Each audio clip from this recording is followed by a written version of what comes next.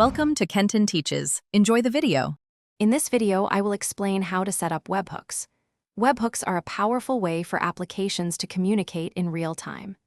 Think of them as automated messages sent from one system to another when a specific event occurs. They allow for instant updates, unlike traditional polling methods that constantly check for changes.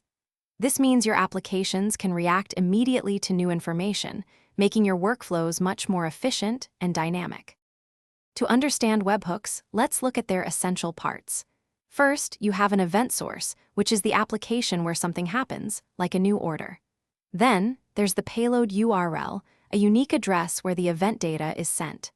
This data, often in a JSON format, contains all the relevant information about the event. These three components work together to ensure your application stays synchronized and informed. Setting up a webhook involves a few straightforward steps. Begin by identifying the specific event you want to track within your source application, such as a user signup. Next, navigate to the webhook configuration section, usually found in the settings or developer options. Here, you will input the payload URL provided by your receiving application. Finally, remember to configure any security measures, like a secret token, to protect your data. After setting up, thorough testing is crucial to ensure everything works as expected. Send some sample data to verify that your webhook is correctly receiving and processing information.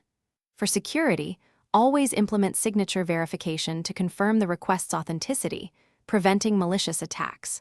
Also, plan for error handling and consider retry mechanisms for any failed deliveries. Monitoring webhook activity helps maintain a robust and reliable system.